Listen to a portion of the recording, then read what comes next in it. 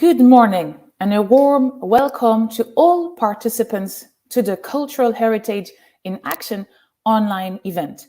I'm Natalie Guri, I'm Projects and Knowledge Sharing Director at Eurocities, and it's my pleasure to be your moderator for this morning.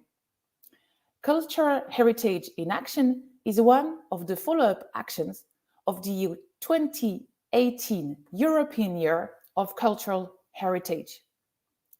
Cultural heritage ranks high in the strategic priorities of local and regional authorities.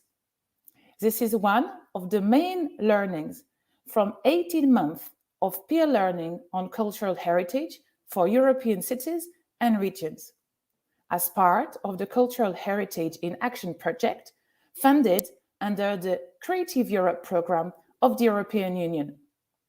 The project has focused so far on three topics: participatory governance of cultural heritage, adaptive reuse of built heritage, and quality of interventions on cultural heritage. During its first phase, Cultural Heritage in Action had an important impact on capacity building in cultural heritage-led development in European cities and regions. So far, 32 cities and regions are featured in the Cultural Heritage in Action catalogue of good practice. 165 representatives from cities and regions have been involved in peer learning visits, as well as 57 stakeholders and 10 representatives from national and European administrations. I hope you can all hear me well. If it's not the case, I'm just waiting for my colleagues to tell me. Good. So if everything works well, it's now time to take stock of what has been achieved and look towards the future. During our event, we want to present not only what has been achieved so far. I'm saying that, okay, I see that the connection keeps breaking down. That's strange because I'm even on cable and that was all working very well before. Can I ask Pauline? Yeah, I continue. Okay. So I was saying that during our event, we want to present not only what has been achieved so far and what we learned from more than 100 representatives from European cities and regions, but also what to look forward to in the coming month. A large offer of peer learning activities for cities and regions with plenty of opportunities to share and learn from each other. This event will offer you presentations, networking sessions, videos, and panels. We have many distinguished speakers, so please switch off your emails, switch off your phones so that you can enjoy this event fully. On the technical side, you cannot raise your hand, unfortunately, and ask questions, but you can use the chat to signal any issue or ask a question. The event is recorded, and you will receive the link to the recording with the follow-up email after the event. So no need to take notes, you can fully concentrate and listen to this event. The event will last until 12:30, including the networking sessions. So with no further ado, let's listen to the greetings from Mr. Apostolos Tzitzikostas, who is the president of the European Committee of the Regions and governor of the Central Macedonia region. Gentlemen, in the last decade, culture and cultural heritage have witnessed a rise in public awareness gaining political importance at the European level, but also specific attention at national, regional, and local levels. Unfortunately, the COVID-19 pandemic has had a significant negative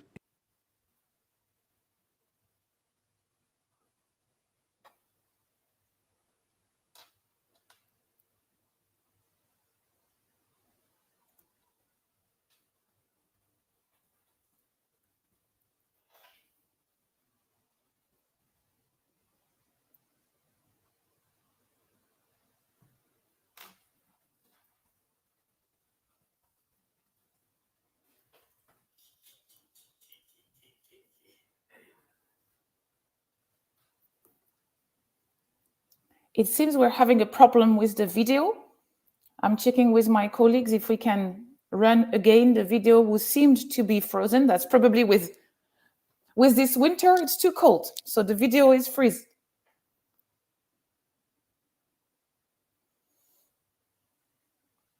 If we have a problem with the video, can I get a signal from my colleagues? Hi, everyone. We are really sorry for that. We just had a very short connection issue, but I will now put the video back on stage again. Thank you very much for your patience.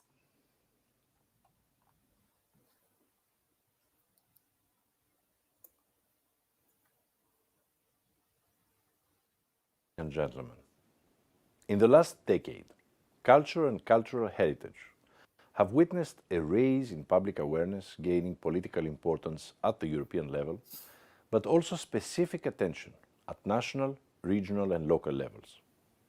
Unfortunately, the COVID-19 pandemic has had a significant negative impact on the cultural and creative sectors, artists and their audiences alike. As governor, I notice daily the impact of the pandemic on our previously vibrant cultural and creative sectors in our cities and regions. It is urgent today to recognize to what extent culture is essential for our well-being and what value added our shared cultural heritage means for the future generations of Europeans. It is a key driver for strengthening our European identity. It helps us reinvent and recover and reunite. The cultural sector is also a vital economic sector, a source of jobs and employment, and spillovers to other economic sectors. Therefore, cultural heritage is a key resource and a strategic asset for cities and regions and for their post-pandemic recovery and sustainable development. It must have a prominent place in the discussion on the future of Europe and in the economic relaunch, as stressed in our recent opinion. We will also organize at the beginning of the year a high-level event on cultural diversity, a vital component of our European multidimensional identity. For all these reasons, the European Committee of the Regions is your ally for raising awareness in cities and regions.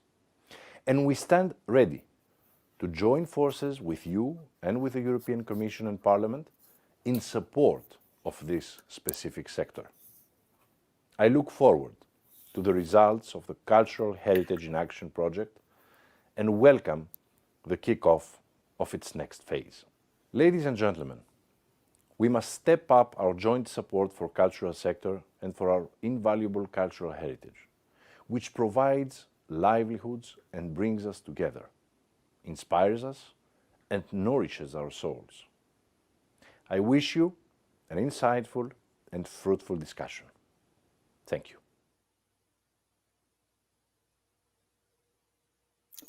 I am now pleased to give the floor to Ms. Themis Christophidou, who is the European Commission Director General for Education and Culture.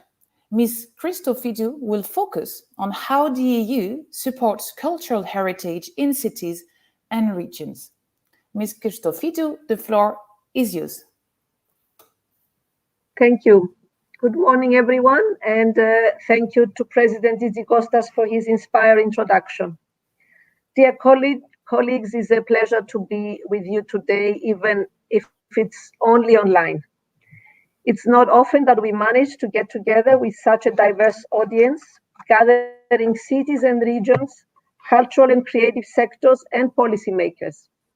In these difficult times, I appreciate such opportunities even more, even with the constraints of the digital means.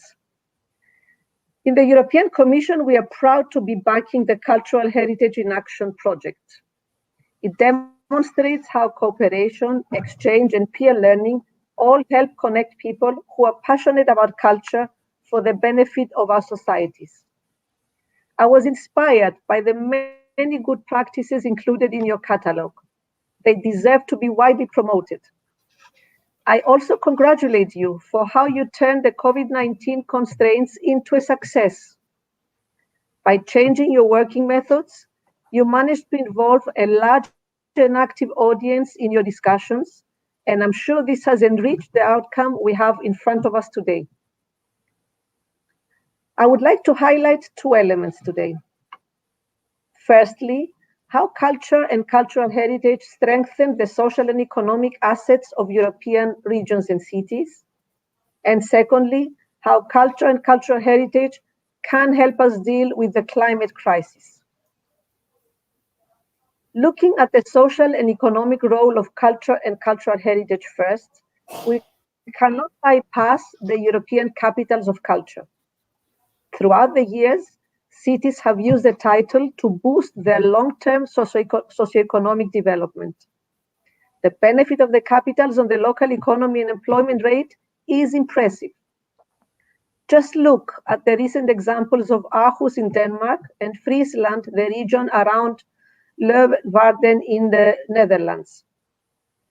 Of course, since then, the pandemic hit severely, and it has put cities, including capitals of culture, in a very difficult situation.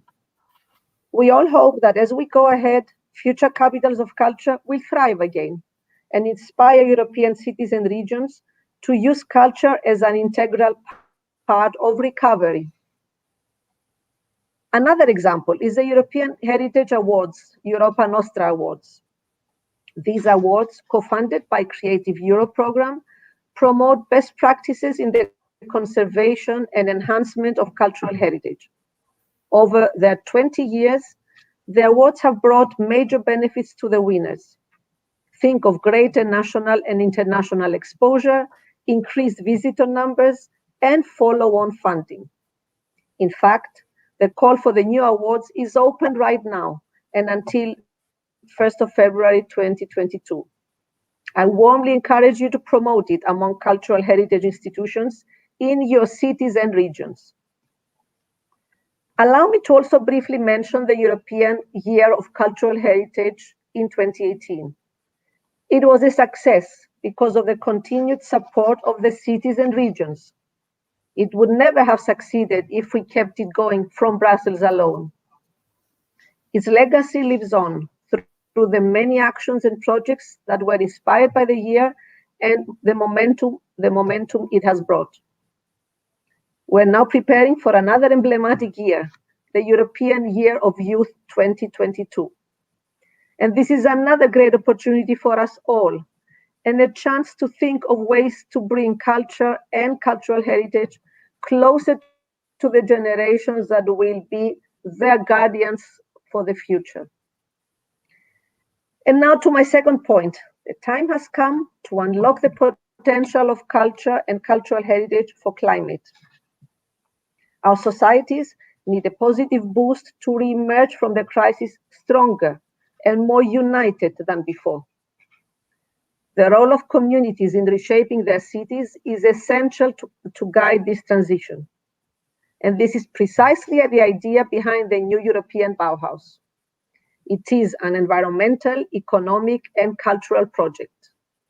It combines design, sustainability, accessibility, affordability, and investment to help deliver the European Green Deal. We need cultural and creative sectors to be a strong part of the new European Bauhaus movement. And we also need the creative potential of cities and regions. You can all help us revisit the way we shape the physical spaces we live in.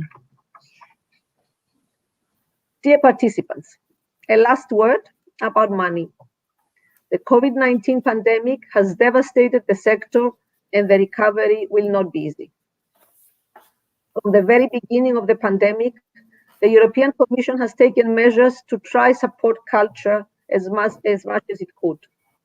We did so through the Creative Europe and through the Erasmus Plus programs. And we did so through other less culture-specific instruments, the Coronavirus Response Investment Initiative, the SURE initiative, and the flexibility granted to member states under state aid rules. Our efforts continue in the long term with the 2021-2027 budget and programs, complemented by grants and loans under Next Generation EU, and in particular the Recovery and Resilience Facility. We can now see specific objectives related to culture within cohesion funds. Moreover, the Creative Europe budget has seen an unprecedented increase. Between now and 2027, more than 2.4 billion will be allocated to cultural and creative organizations and artists.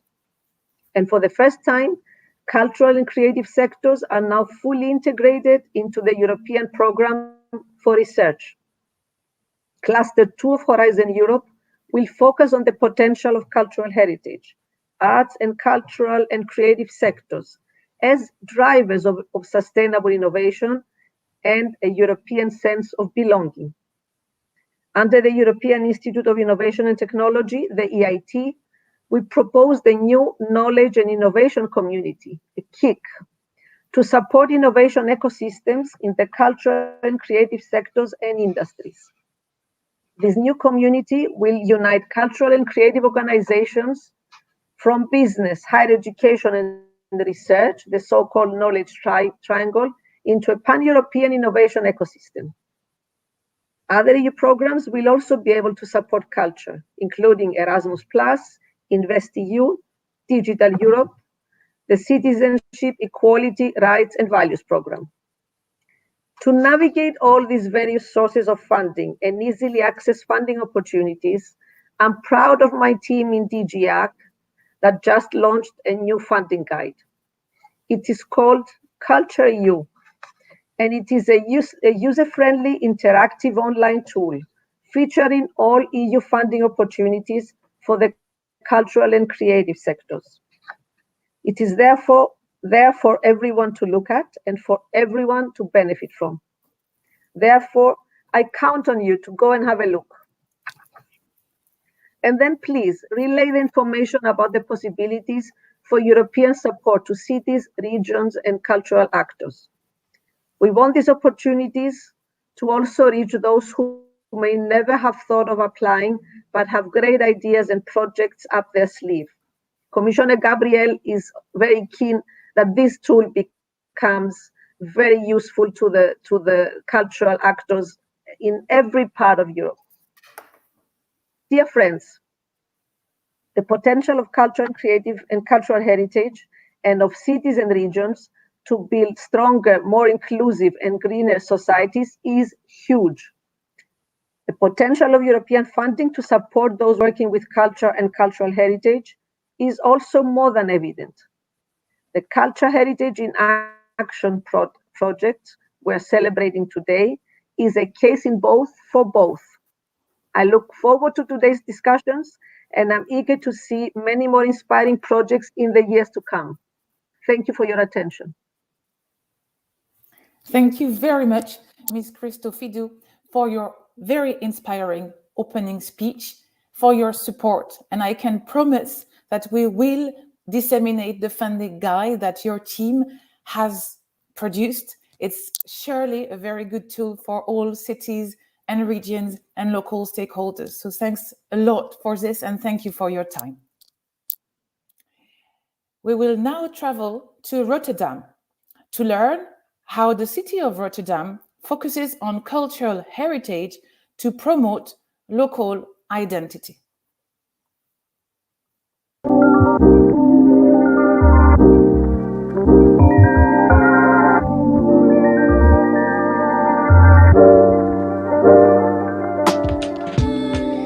Rotterdam is an amazing city. We have lots of interest in architecture because we lost, of course, a lot of our architecture after the Second World War.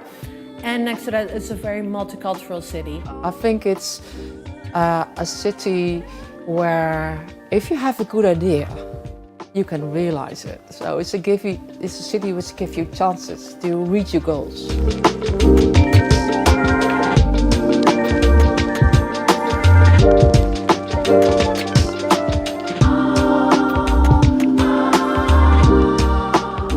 So Dig It Up is a cultural, it's a cultural heritage lab in the city and it collects sort of hidden gems from different sources.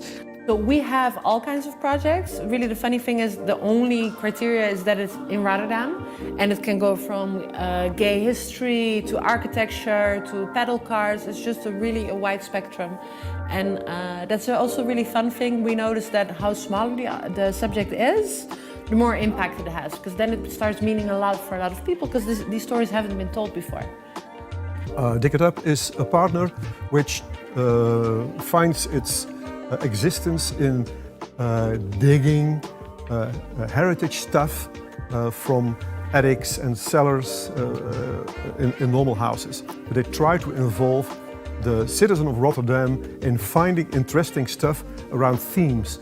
It has a much closer bond with the city than the City Archive does. The City Archive has a little bit of distance to it, and Dig It Up is much more approachable. So Dig It Up does active projects. It goes out and does calls to action in regards to collecting heritage, things that people have in their attic that they mightn't have thought about, different aspects of culture that we would not have a direct line into as a government organisation. I think a thing you notice is that if you're looking at recorded history, is that like the personal stories, the stories of the people themselves and the material, it's not being added to the archives. And with that, also part of that is writing history and enabling the public to be co-authors in this process. It really gives so much value. And also, sometimes you have this idea that heritage is boring, but it's not. And actually, but it can become boring if the only narrative you're taking is that of the official stories, of the official happenings. But actually, by making them co-authors, it becomes way more interesting. I think when we talk about heritage, people tend to give you a very bored look. Because heritage sounds a bit everything that's old, things that belong in the past. But I think that most people don't realize that heritage is, or cultural heritage is very much about the present as well. So cultural heritage to me are those memories, experiences both from the past and the present that we want to safeguard and preserve and make accessible for future generations. I think it's important to record people's lived experiences, because lived experience are history. They become history the next day, in a couple of weeks. So the quicker we can get to taking that up and to recording that, the better. We miss a lot of chances. You miss 100% of the chance you don't take. And if you don't provide structures for people to record life during Corona, to record Black Lives Matter, to record LGBT history, to record the changing history of the harbour, to record newcomers into the city, to record different cultural events, different types of community events, different celebrations. If you don't record them, we lose them. One last thing, I would like to say, heritage belongs to us all.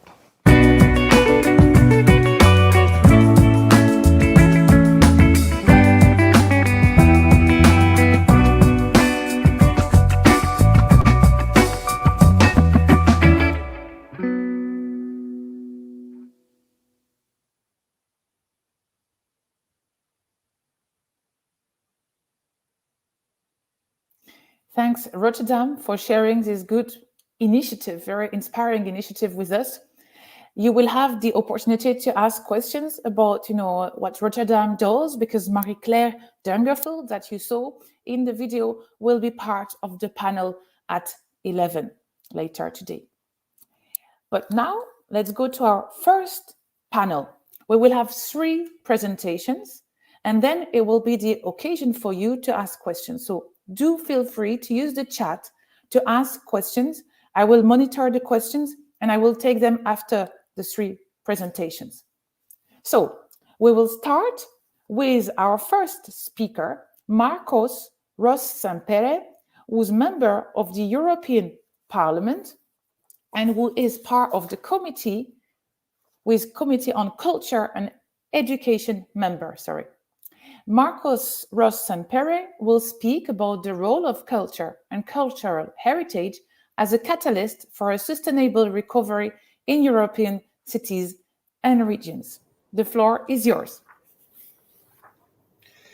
Thank you very much, Natalie, for giving me the floor, and thank you very much to all the speakers on this panel and to this conference in general for dealing with this topic, which is so important for all of us who have such a deep sensitivity towards heritage, culture, and its importance for the European Union. I would like to thank also Ms. Marie-Pierre for giving us the direct perspective and examples from her city, Lille, which I really know is really involved with their heritage and its promotion and conservation. Both as a member of Parliament and as European citizen, but above all, because my training as an architect, I am aware of the importance of heritage and its conservation, which supports dissemination and contributes to enhance European values. And this is now more important than ever. At a time of sustainable recovery, cultural heritage acts as a catalyst to promote European values and facilitate green, digital, and social transitions.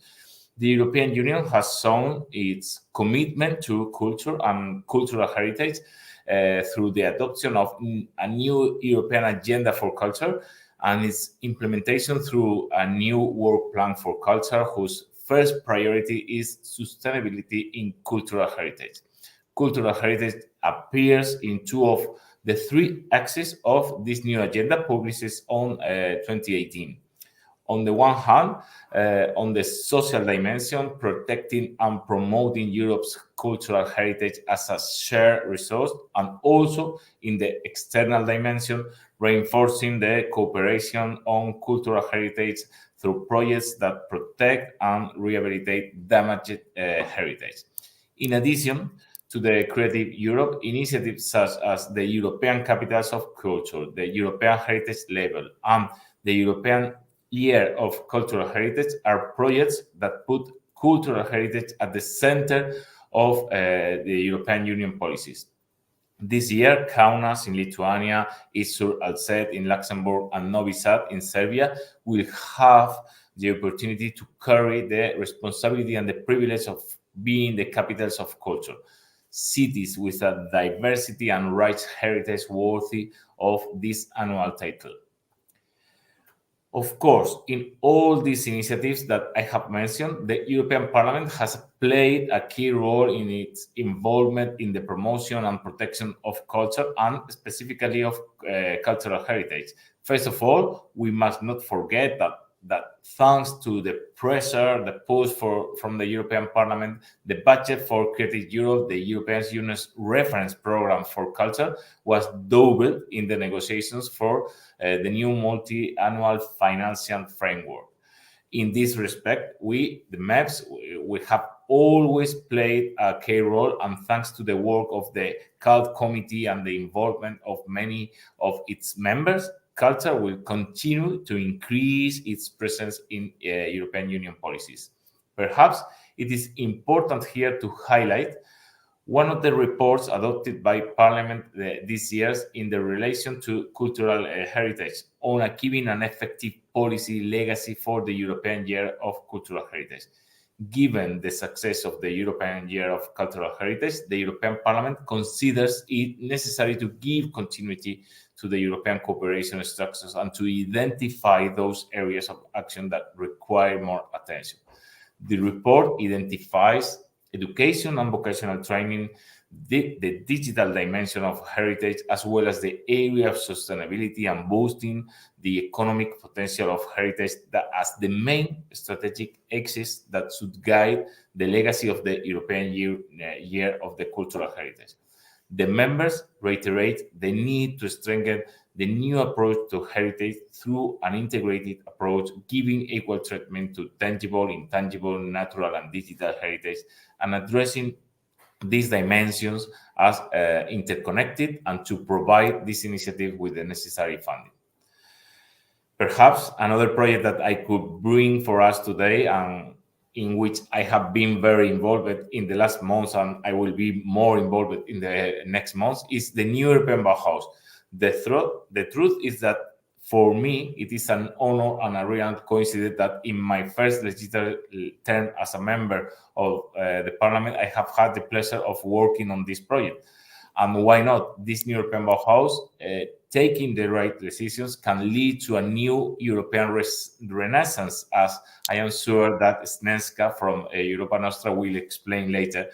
A change of paradigm, a new way of thinking, of inhabiting our spaces, of recovering our heritage, and of building our future.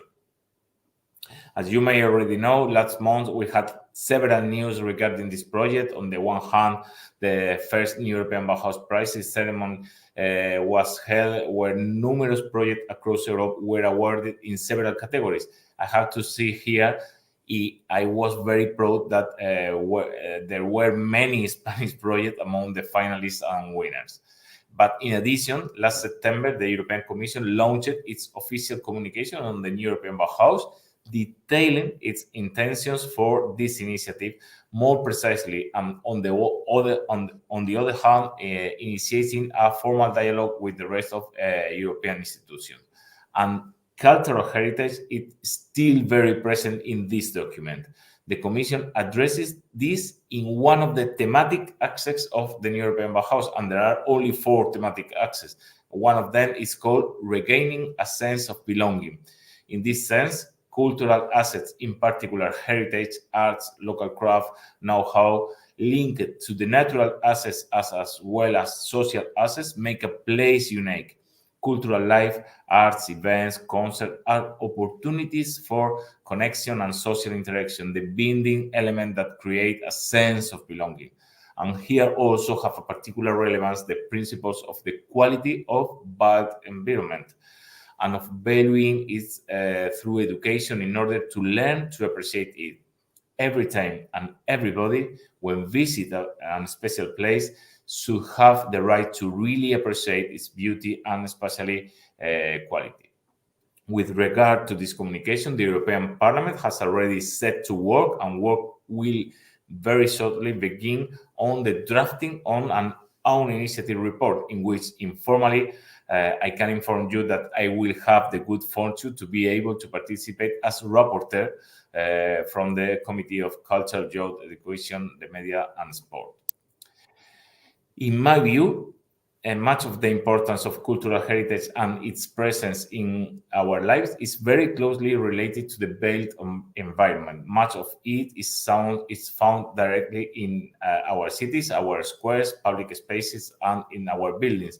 And this is how it is reflected in the latest report from the OMC group on high-quality architecture and built environment for everyone.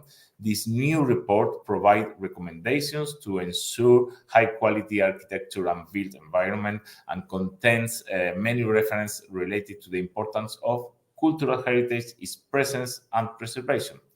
The cultural aspects relate to preserving resources by high-quality design.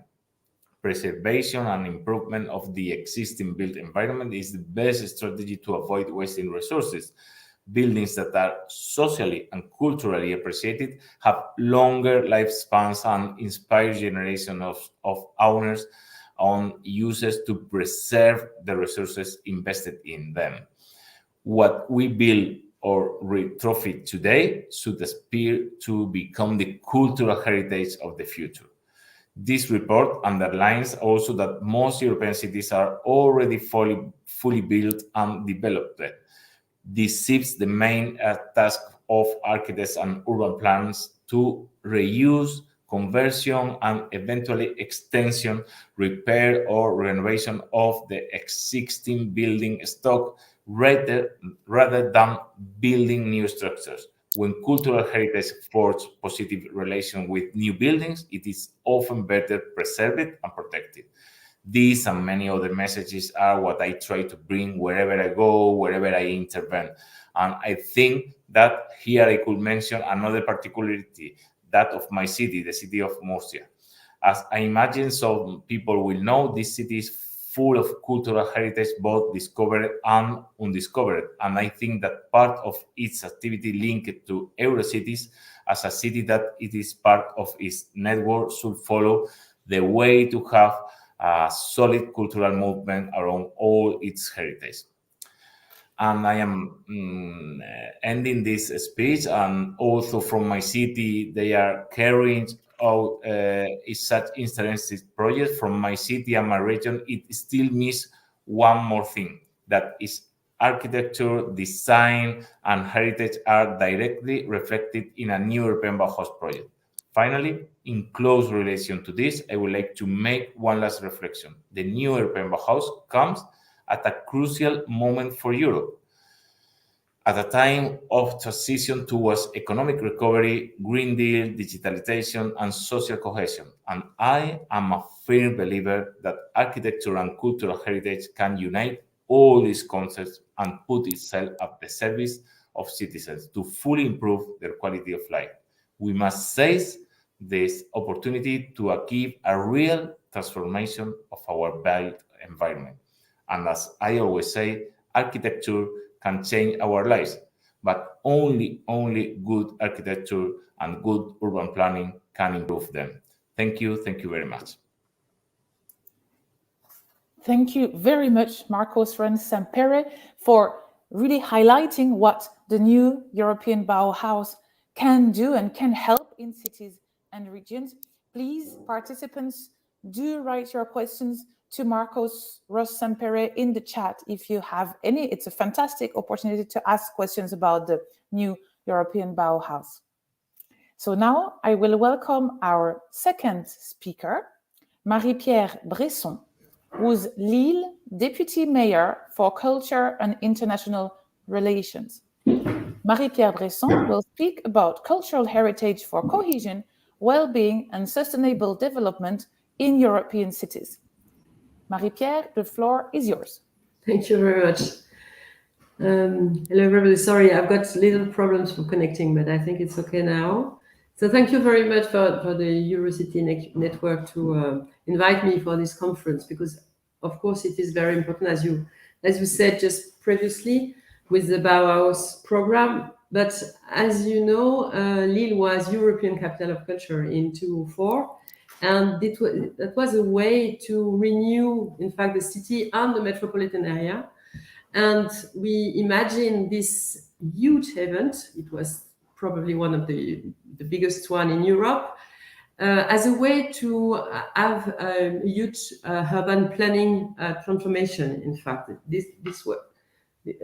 those two goals were combined. So first of all, the city of Lille is placing culture at the heart of its project, of its political project, because we are convinced that access to artistic creation is a factor of emancipation, of course, and that, of course, the society needs culture for people and for the landscape, for the urban landscape as well. So we consider that our heritage, and especially our industrial heritage, because as you know, northern France is a huge place for ancient industries, especially textile industry in the city of Lille. And this is a very strong landscape inside the city. So the aim of the municipality was to enhance this cultural heritage and to make it become a very lively place. So that's, I will show you some examples so you can see what we've done from the beginning in 2004, and it's still very, very lively today. So we decided to change ancient buildings and brownfields to cultural centers, training centers, eco districts, and I will show you two concrete examples. I think you've got slides. Maybe, yeah. This is the first one.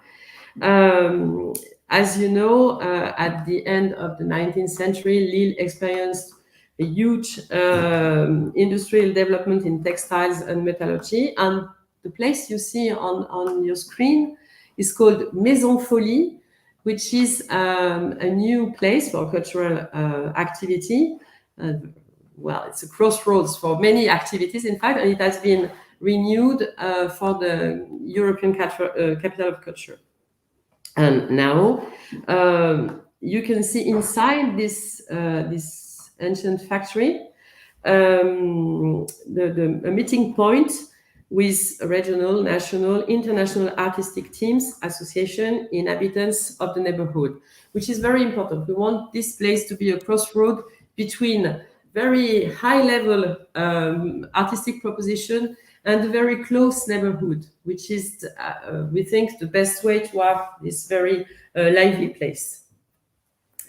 In the metropolitan area, there are 3 Maisons Folies that has been renewed for this European Capital of Culture inside Lille, but in a very close municipality beside the city, in Roubaix, in Tourcoing, and also in the Belgium, in Belgium as well. So while since 2004 there were 12 brownfields and industrial manufacturing that became these cultural centers. So this Maison Folie, which is called Maison Folie Oisem, is located in a working class district. It has been rehabilitated. It is 5,000 square meters. And we say this is our flagship for cultural facilities.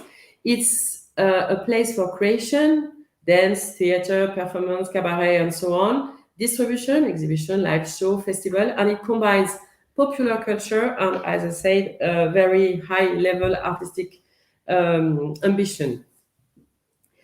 It is also dedicated to young public because twice a year there are 2 festivals called Maximum, where we host a festival for the very young public because we are very engaged in Lille for artistic education for the children. So you can see the many kind of activities you have in this place, outside and inside, of course. The second example is called Paleramu. It's going to be a new place because the Paleramu is in a new renovation program with the city of Lille and 3 schools in the Catholic University of Lille, and the building will be connected to the campus, as you might see it on the photo. It has been built in the late 90s. It's an historical monument, of course, and it's a legacy from Charles Rameau, who was a botanist, and he said that this legacy was to be kept in the botanical sector. So as we are developing urban agriculture, we decided with the municipality and those schools, high schools, to renew this building in order to act this botanical sector for the new goals of the sustainable city, which is, as you know, having a good agriculture, of course, and alimentation. This is a very ambitious project because it cost 20 million euros, supported by the region, the metropolitan area, the city of Lille, the Department of the North, the Public Bank of Investment, and the Ministry of Culture. The building is 3,000 square meter, and with 6,000 square meter of surrounding gardens. You see the inside of the Paleramu on the photo. The project will be supported by various architectural and landscape architects. to keep the appearance of the late 19th century, but of course to renew everything inside and outside. So the spaces will be open to the public for conference and exhibition, with small restaurants, with very flexible spaces. And the idea is that the building can be transformed according to the event that will take place inside. And there will be, of course, more confidential spaces for working or teaching. But the project has been initiated in 2018, and it will be finished in 2023, hopefully. And it will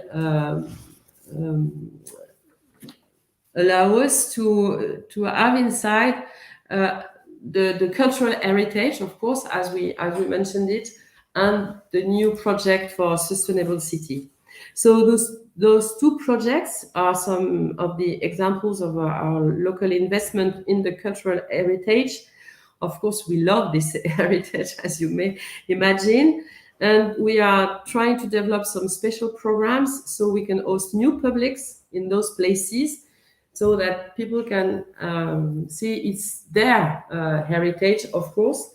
And we are convinced that it's our duty not only to restore, but to invite and show our cultural heritage for the new generation, because the mix of the generation is very important. And we think that brownfield, that using the brownfield and using the heritage, the cultural heritage, is a way to be sure that we can appropriate our own city. So I am glad to invite you to the next cultural forum in Lille, so you can see all those places by your own. Thank you very much. Thank you very much, Marie-Pierre Bresson, for all those very inspiring examples and for your invitation to indeed the next Eurocities Culture Forum that will take place in Lille. Our third speaker is Snežka Kwadvlik-Michalovic, who will represent the voice of the heritage sector. Snežka is the Europa Nostra Secretary General, and she will be speaking about, local authorities and how they can provide better tailored support to heritage stakeholders. Snežka, the floor is yours. Thank you, Nathalie, and good morning to you all from Brussels. What a pleasure to share the panel with such distinguished colleagues and speakers. I must say, delighted to hear about this project of the Paleramu in Lille, and to see that there will be a renaissance of a 19th century beautiful building, and it will be sort of that life will be given back to that place through young people and through the university world. So it's just example, a perfect illustration what Europa Nostra is calling for. We are calling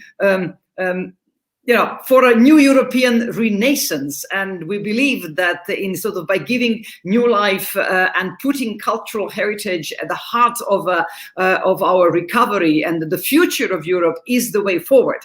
And that was the sort of message that we have passed in September when we had our, fortunately not online but physical summit in Venice. And I'm delighted that the second panelist, Marcos, was with us in Venice. Marcos, who is the forceful voice at the European Parliament, calling for indeed understanding. Well, I love that final sentence, Marcos, that you are always saying. It's the good architecture, good urban planning that can improve our life, and that is something that is wonderful to have you as an architect in the European Parliament and to lead and to rally various members of the European Parliament also in support of the new European Bauhaus project, and more generally in support of understanding how central is cultural heritage for our cities, our regions, our citizens and their communities. So thank you for organizing this kickoff for the second phase of the Culture in Action program. I'm delighted to be here, the speaker on behalf of one of the proud partners of these projects, of this consortium, and also on behalf of my colleague Lorena Aldana, who has been working on this project on our behalf. I want to thank other members of this consortium, of course you, Eurocities as the league partners, but also the other 3 partners, Architects Council of Europe. We have been working also closely with them in the context of the new European Bauhaus creative, the consortium, how it's called, the collective. I'm searching for the word for the New European Bauhaus Collective, and also KEA. We work with them also with another project, Elucidare and Erin. So it's really always shows that l'union fait la force, and when you put together dedicated partners and with such a strong support from the European Commission. I was delighted to hear very forceful introduction of Director General Themis Christophidou and also the words of the President of the Committee of the Regions. I somehow said to myself, all what we were dreaming for or calling for during the European Year of Cultural Heritage, the famous mainstreaming of cultural heritage, and calling for a lasting legacy of that year. This morning I had a feeling, yes, it's working. It's working. You can see that the President of the Council, the Committee of the Regions is really fully embraced those messages, and we have the highest political support from the Committee of the Regions and the sort of the dedication of the Commission to mainstream it. And it's fantastic to see, with the leadership also of Commissioner Gabriel, how since then, in the last 3 years, cultural heritage has been really everywhere present. So we have a moment, we have a momentum, and with this project, Cultural Heritage in Action, we can rally and tap into fantastic experiences and also commitment of local authorities and cities and regions. So as you can see, I just could not share that enthusiasm with you, and just call all of us to work much more with the representatives of cities like Lille or Rotterdam, of many, in fact, every single city and region in Europe. So, and why we as Europa Nostra believe, as sort of heritage stakeholders believe that this is so important, because of course it is the cities and the region, they're so much closer to communities, and they're a perfect relay for building the case for cultural heritage also before national governments or European institutions. And so locally and regionally elected representatives can draw on cultural heritage as a resource to build bridges across borders, foster well-being. I think that word well-being has been mentioned several times, but several people, and guarantee a good quality of life. The word quality also extremely important. And that's why we have the European Union should empower cities and regions to deploy the power of cultural heritage as a key driver for an inclusive, sustainable, but also beautiful. Marcos knows that I love the fact that the new European Bauhaus speaks about beauty. So beauty being a value that Europe should be standing for. And I think that's something that with cities and regions and with the Parliament, we want to sort of really get that message implemented in the best possible way. We are delighted as Europa Nostra to have contributed to this project also with the extraordinary examples of winners of our awards. Director General Themis Christophidou mentioned already the European Heritage Awards, Europa Nostra Awards. So we are delighted that in that special Cultural Heritage in Action catalogue of good practices, the 32 success stories, there were also many initiatives selected among the winners of our award. And I'll just mention the Cultural Community Mapping Initiative in Val Grande National Park in Italy, from which we will hear a testimony later today.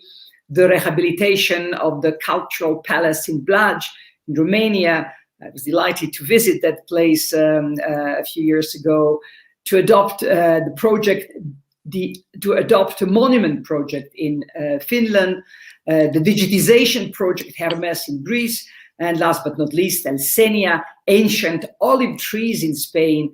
All these are our proud winners who are also included in the catalogue of good practices. And as the Director General mentioned, we also want to call whoever is in audience and listening to us to look into the call for new applications, deadline 1st of February. Don't miss the opportunity to submit your hopefully winning project to our awards. Allow me also to share with you some thoughts on how local authorities and heritage stakeholders can closely cooperate to ensure a win-win interaction. I think many of these good practices that were presented or they're in the catalogue are, without that interaction, that win-win interaction, we can't really have a lasting impact and a lasting success. So firstly, we have to put in place participatory and people-centered approaches that involve the public sector, private stakeholders as well, and civil society alike. And a perfect example is the Adopt a Monument scheme by the Pirkanmaa Regional Museum in Finland, which hosted also a Cultural Heritage in Action peer learning visit last May. And that project features in the catalogue of good practices. The program consists of maintenance and preservation of archaeological sites and historical buildings by groups of volunteers or adopters. It can be a community, an association, a company, or a public entity, such as a school. Adopters oversee the management of the appointed heritage sites, monitor its condition, study its history, and organize events to open it up for the community. I think that Lorena will, in the chat, share with the audience the link to that project in order that whoever is interested can learn a little bit more. But this is a wonderful concept, and I think several speakers also said that heritage belongs to us all. And if this is true, then also we should have confidence that involving such sort of volunteer groups of adopters of monuments will in fact be, or they can be an guardian angels of our monuments, and that they will play a very helpful role in ensuring the well-being of the community and the right interaction between the community and the heritage.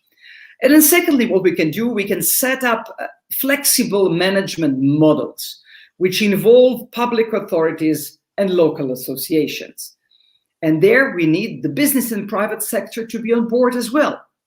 We need to foster public-private partnerships and investments and to forge a strategic alliance between the business community and the heritage ecosystem. And there I want to give you, again, an example. And that is the ancient olive trees of the Territorial Senia project, also one of the Cultural Heritage in Action good practices, a proud winner of Europa Nostra. And I think Lorena again will share the link in the chat that people can learn more about that project.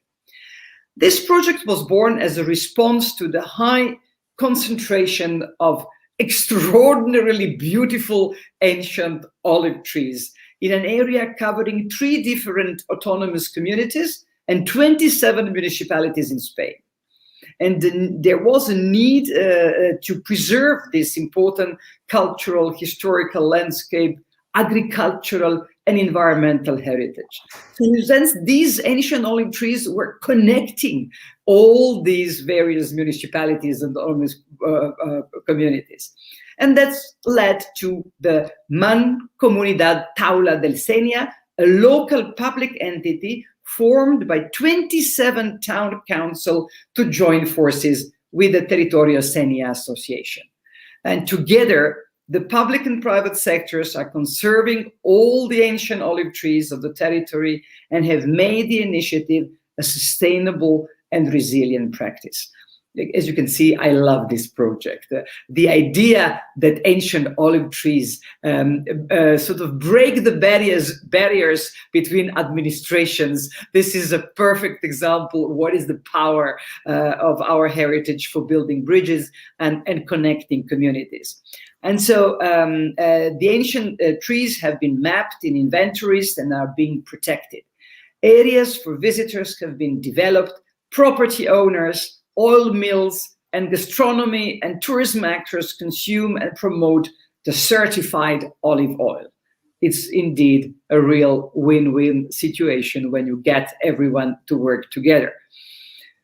Dear colleagues, Europe and Austria and the Cultural Heritage in Action partners strongly believe that cultural heritage is an invaluable component for a heritage-led transformation of Europe's society, economy, and environment. And for this reason, we wish to share with you also a call. Let's indeed not only dream, but realize a new heritage deal for Europe. We need to revitalize our vulnerable inner cities and develop our regions through heritage-related actions.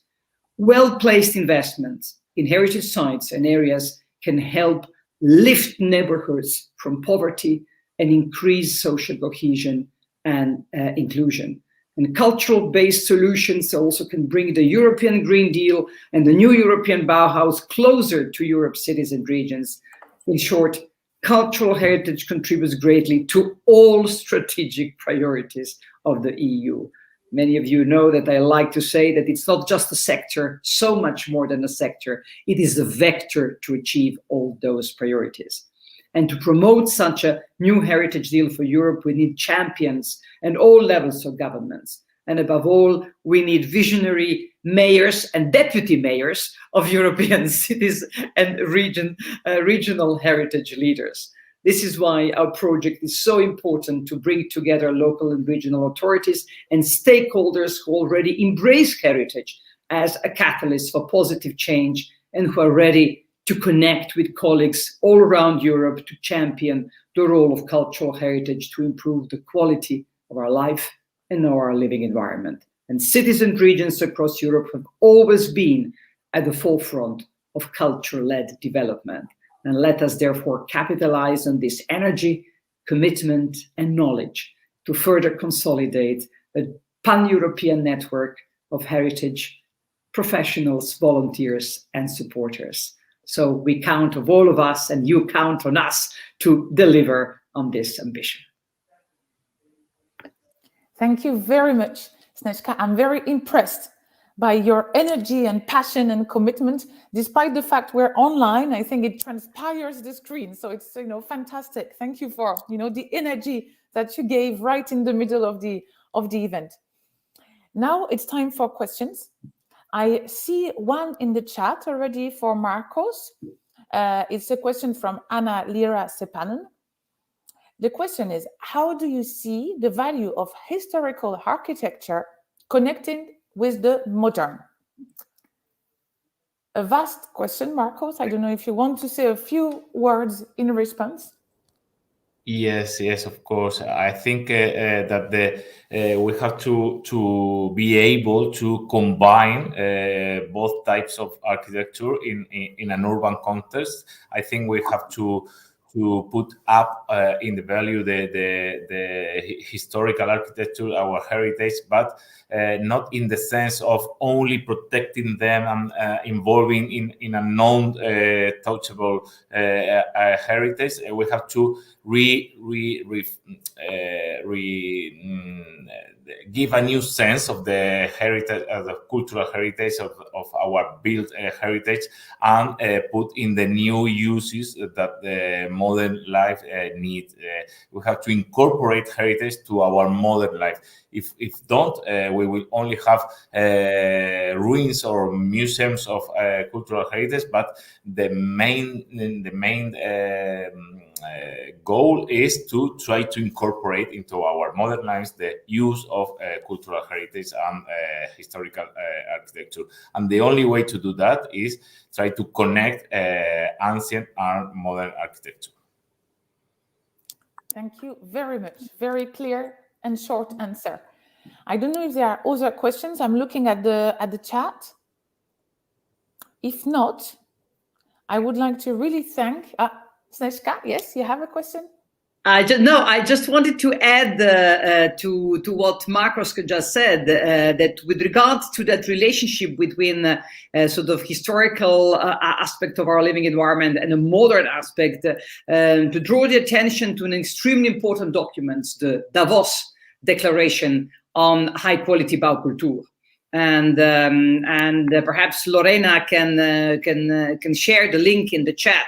This is really this document gives a sort of in a more detailed answer to this question, to say indeed that there is no contradiction between the two. That should not be. Of course, often there is, and people who are dealing with the heritage protection and the others who are dealing with contemporary architecture, often for too long we have been living separate lives.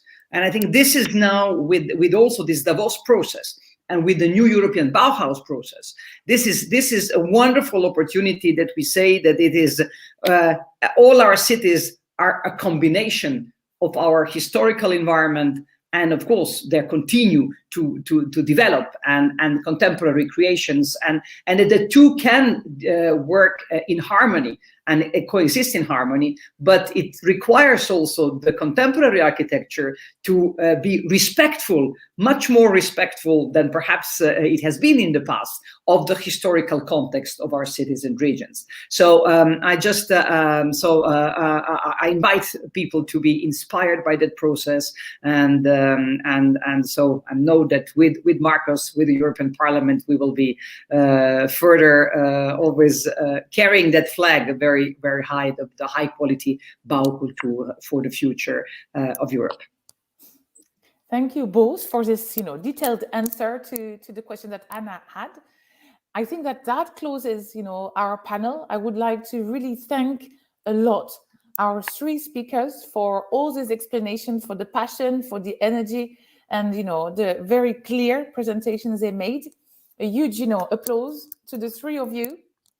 And we will now, after this panel, travel to Valgrande and see a video on how Valgrande focuses on empowering communities through local heritage.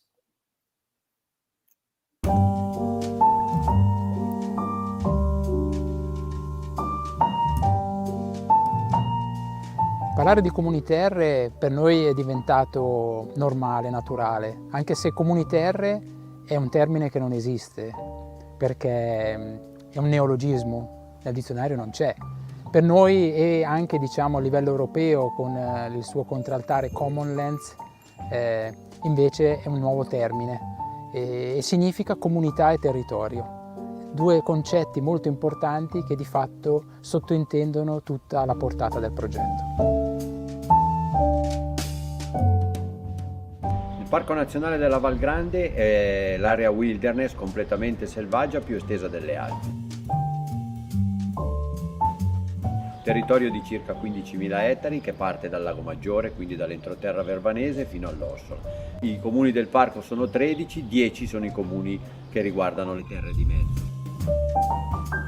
Sono i comuni che si collocano nella fascia che va da 0 a 800 metri e partono da Urano e arrivano fino a Trontano.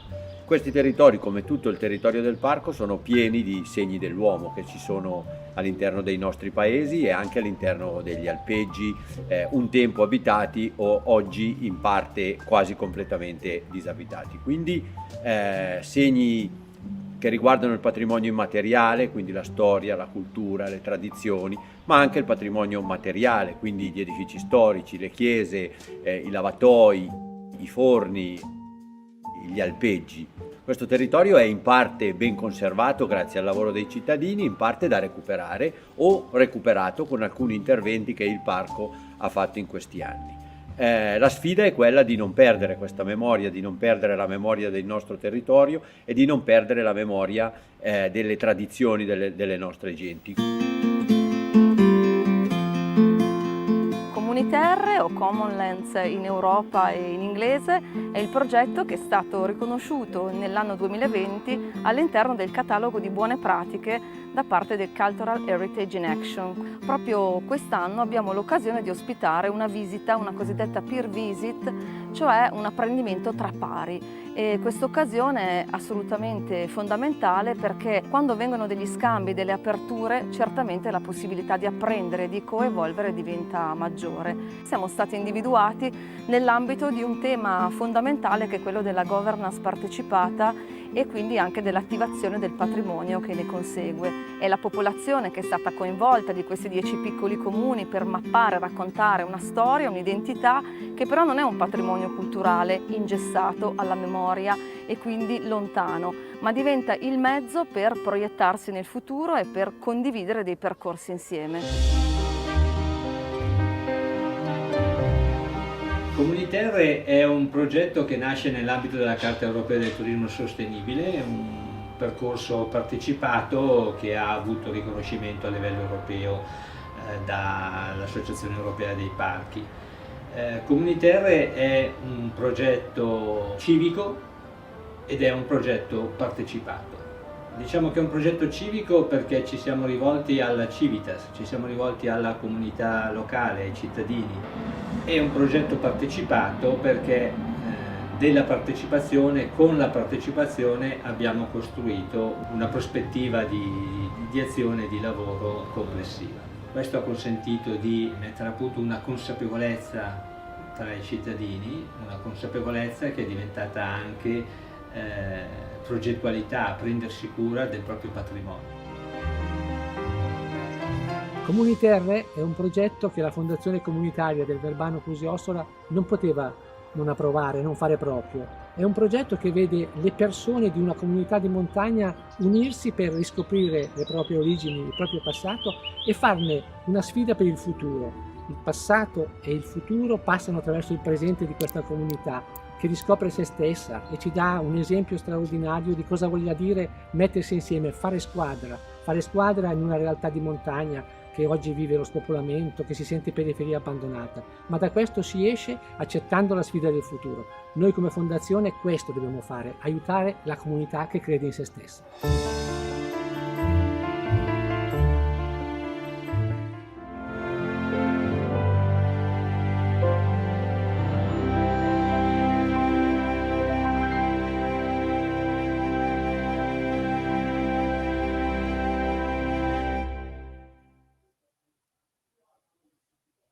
A huge thank you to Valgrande for this inspiring video. Now we will move to our second panel on trends and surprises from cultural heritage in action. And I will give the floor and the moderation now to Julie Hervé, who's policy advisor for culture at Eurocities. Julie, floor is yours. Good morning, Natalie, and all colleagues around. So it's my pleasure now to go a little bit more in details around Cultural Heritage in Action. What is the project exactly? You've been hearing a lot about what cities and regions are doing to support cultural heritage. So now it's my turn to explain what we did and what we'll be doing in the coming years. And I also have 3 guests with us who have been involved in the first part of the project. So from different perspectives, they will share their learnings. I will share some slides with you. Yeah, next one, please. Yeah. Yes, and we'll start by recapping very quickly, because we're running out of time, what cities and regions is exactly, what cultural heritage for cities and regions is exactly. So cultural heritage in action, it's a 3 years peer learning program for cities, regions, and stakeholders that started in 2020. It is a follow-up action of the European Year of Cultural Heritage. It's completely financed by the Creative Europe program of the European Commission. And it is all about cities and regions learning with each other and from each other. So what have we done? You've been hearing about good practices and a catalogue. So yes, we have selected through an open call over 32 good practices that are grouped in a catalogue that is available online, and we will share the link in the chat. We have also organized 10 peer learning visits hosted online, unfortunately, because this was, of course, pandemic time. 10 thematic peer learning visits attended by over 250 participants. Next slide.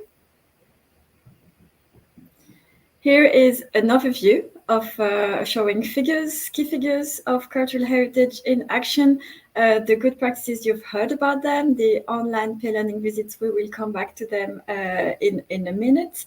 We have also produced a series of videos. You saw extracts from 2 of them, but there are many more thematic videos that will inspire you.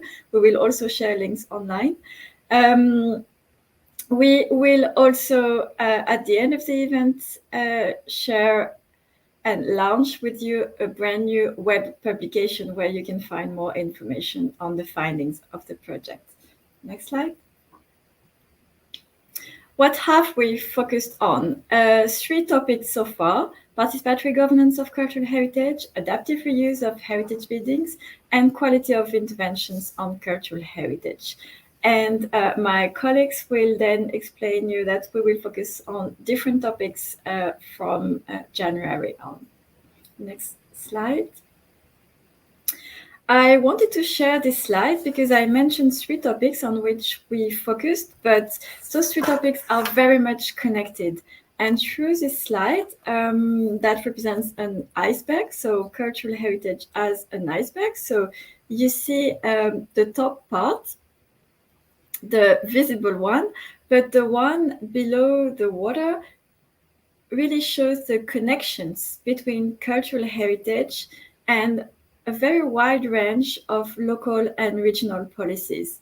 Urban regeneration, supporting the creative economy, supporting entrepreneurship and jobs, but also quality of life. We mentioned it already a couple of times, including links with health, education, and boosting people's confidence.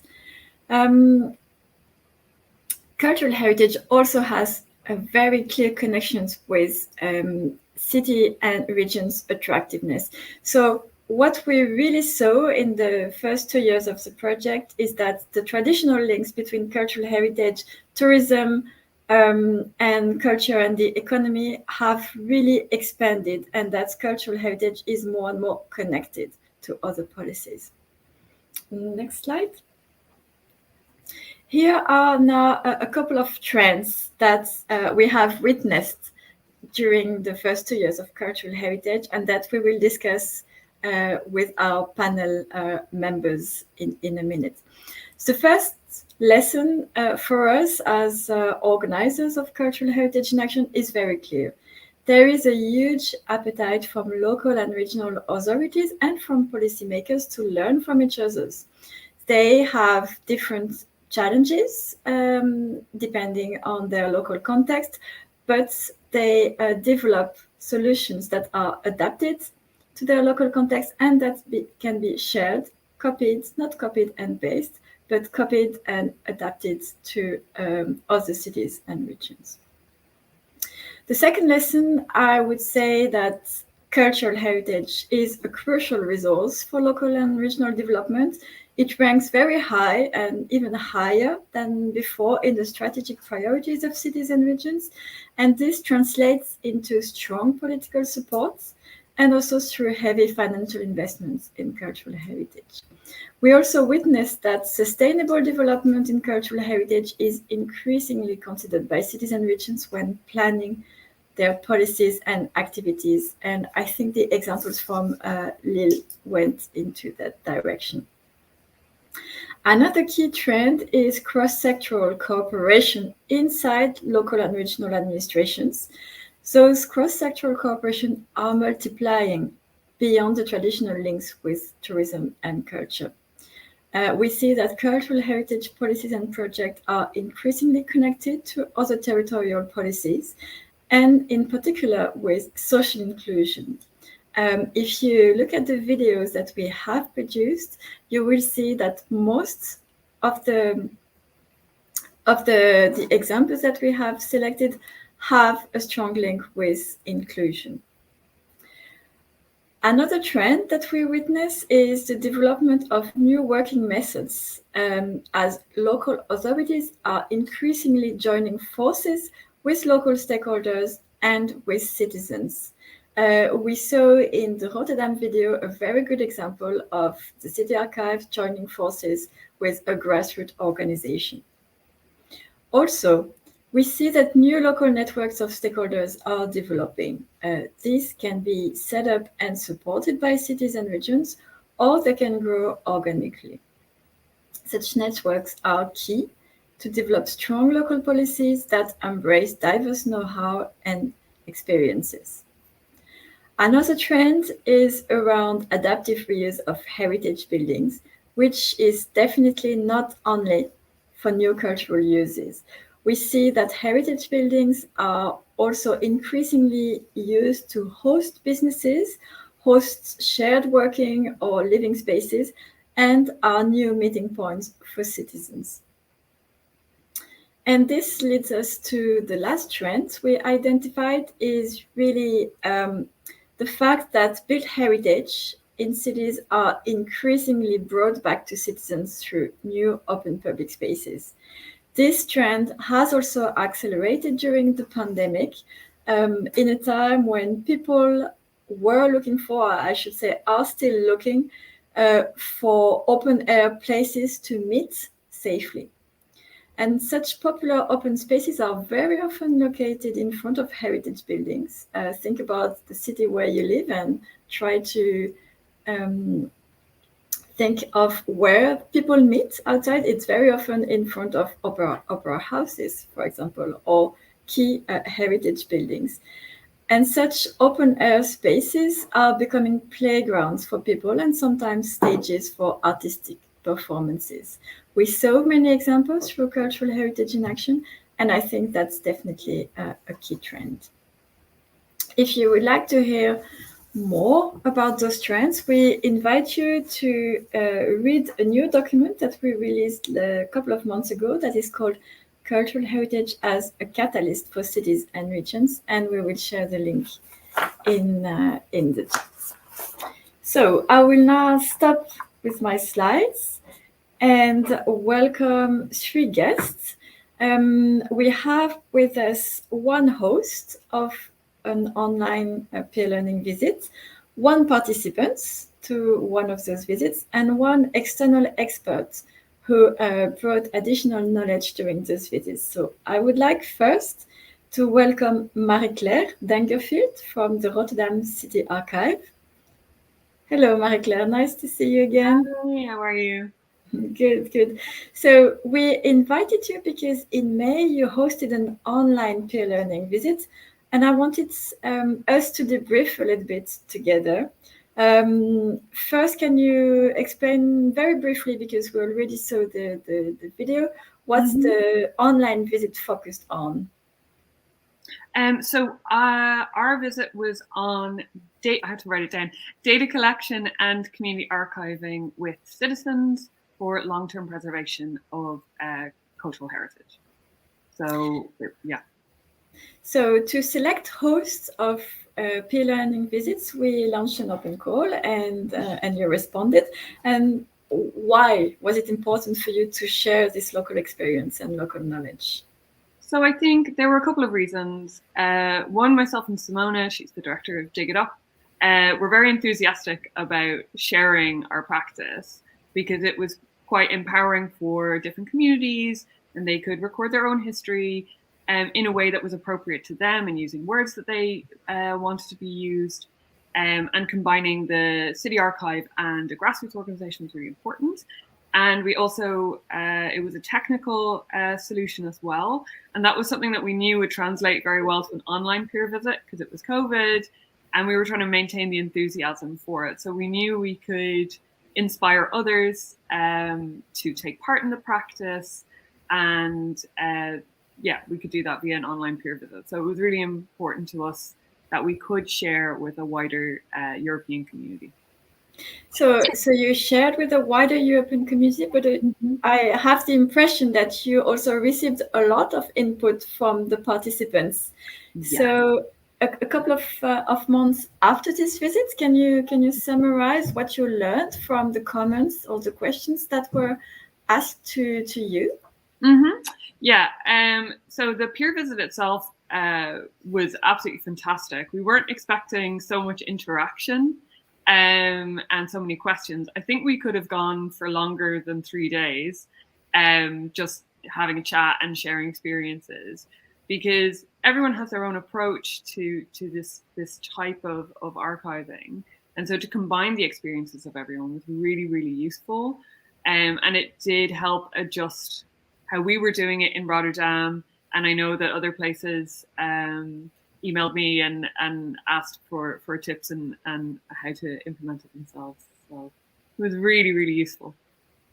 Will you do things differently in the future regarding your local project, or has this visit been an opportunity to try different things, or maybe in the future? So there were a couple of technical solutions that we hadn't been aware of that we were like, oh, we will investigate that. So that was really useful. We definitely want to continue what we're doing, but just expand it a little bit technically. So expand the data that we're taking in. And the point was to set it up so that Dig It Up could implement it without us being there. But we would still get the records at the end, or we would get into more conversations with a wider group of people. And that was really beneficial for us. That's the city archive, yeah. Okay. We have launched very recently a new call for host cities and regions for next year. So if we have colleagues listening to us now and are considering responding to this call, what would you tell them? Would you have a recommendation for them? Definitely do it.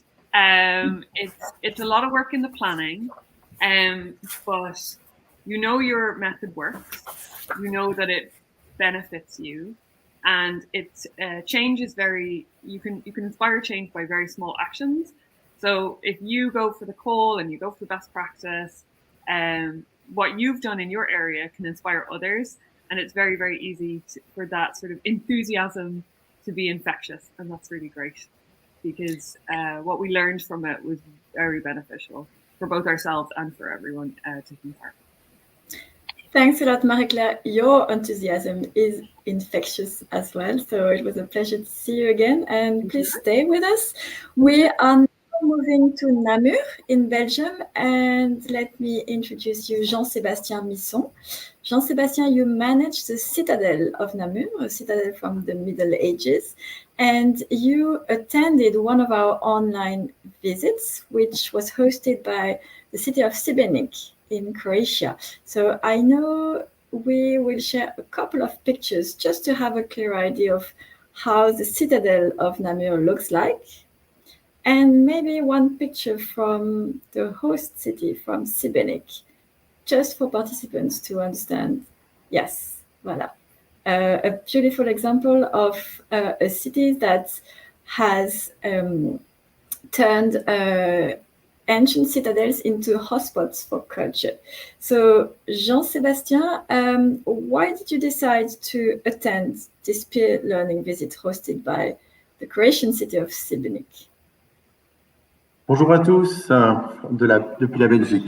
I'll be talking in English, rest assured. In Namur, as you can see, just like in Šibenik, we have a very rich cultural heritage, both in town, outside of town, and surrounding villages, and of course at the junction of our two main rivers, the Citadelle. And my team and I have been carrying out several projects through the 10 past years, restoration, a new museum, new tourist signalization, so several projects for several millions of euros funded by the region. And I was curious to see how things were done in Šibenik, especially regarding the development and the integration of and the restoration of a cultural events venue outside, because we're starting a new project. It's the next slide. This open air theater and stadium from 1910 will be undergoing restoration in the coming years, and we are in the midst of designing the project. And so I was curious to see how Šibenik did theirs. So the opening of the open air theater is very much in line with the trends that we have identified. Yeah. Yes. And what did you learn concretely? Well, let's say three things I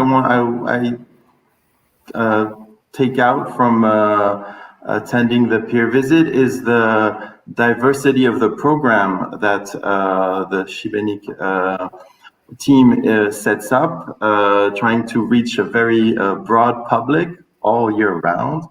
Will be a bit more difficult in Northern Europe considering the weather to have events all year round, but we are also trying to, inside the building, to develop new spaces to broaden the possibilities of use of this building for both outside and inside events, and also the diversity of events initiated both by the team in Šibenik, but also welcoming projects from the outside, but still being very much involved in organizing that program. So very diverse.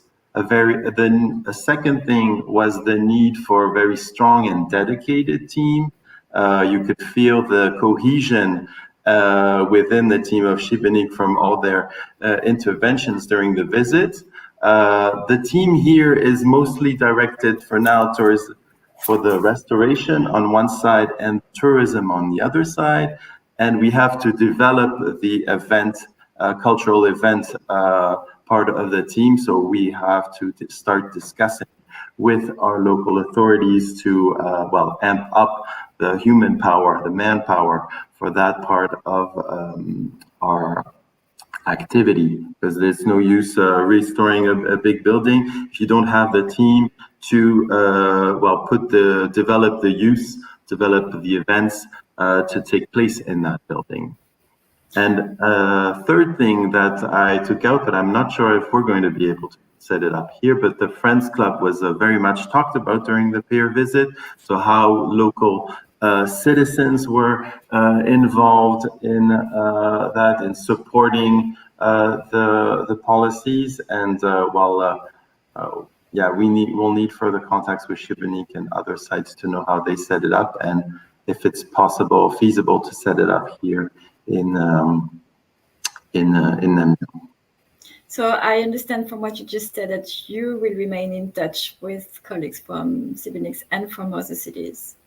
Yeah, we haven't made an appointment yet. I haven't gotten the opportunity to share what I learned from the visit with colleagues and authorities that much, I must say. But next year will be very crucial and it will be the right time to come back and talk with Šibenik, maybe organize a private, one-on-one Zoom meeting with them to go more into details, discuss things and get even more inspired by their projects. Thank you very much, Jean-Sébastien, for your testimony. And for those of you who would like to know more about Šibenik and especially about their Friends Club, so it's very nice management and financing scheme. I encourage you to check the videos we have produced on this topic. So let's now move to Berlin, and I would like to introduce you to Niels Scheffler. Niels, you are an urban advisor and you founded Urban Experts, and you advise public and private institutions on integrated, sustainable urban development and participatory processes. You attended several of those peer learning visits. So I would like to ask you if you have identified common trends and challenges during those 4 different visits. Are they going in the direction of the trends that we identified, or have you spotted additional ones? We would like to hear from you. Yeah, good morning, and thank you very much for inviting me. I must say the trends which you presented in the beginning are similar to what for me were like focal points during the peer learning visits I attended. So my trends or topics, as you also can call it, were particularly about participatory approaches and community engagement in dealing, but also in developing cultural heritage. Was really a key issue which really everybody worked on. Also, a trend I realized was building equal partnerships to cooperate and to collaborate on cultural heritage. And also what you mentioned was linking cultural heritage more strongly to other policy areas like social cohesion, community development or economic development. So yeah, it seemed to me that these are really key issues for many people who attended the peer learning visits and on which they want to work and exchange on with regards to cultural heritage. And I mean, Dig It Up in Rotterdam was presented, and I think there was a really good example for their community involvement and also to build up equal partnerships. So it was very interesting attending this one. And of course, with these fields, there are challenges. It's not easy to implement them. And in terms of participatory approaches and community engagement, it's particularly to the struggle to activate and involve participants, because you need time to organize this, you need stuff for this, and also in the beginning, you need to build up trust that people really work with you and engage with you. So this is what we talked and discussed about. We shared the experience from the different partners, and so how you can deal with these challenges. Also, in terms of the equal partnerships, we figured out a big challenge is that there are different working cultures and working rhythm between the public administration, between civil society initiatives, between the culture sector, and you have to learn to deal with these differences because they exist, you cannot avoid them. And so how can you make a partnership really work, having these different working cultures and working rhythm? And it was also interesting, yeah, having all these discussions, how you can deal with that. And also for the partnerships and for community involvement, you need political support. So without the political support, it's very difficult to implement all this successfully, because for a certain extent, you need also financial resources for this. So also how to involve politicians is partly a challenge, politicians change and so on. So we discussed also how you can better involve constantly parties, politicians, decision makers, to get also then the support for the other topics.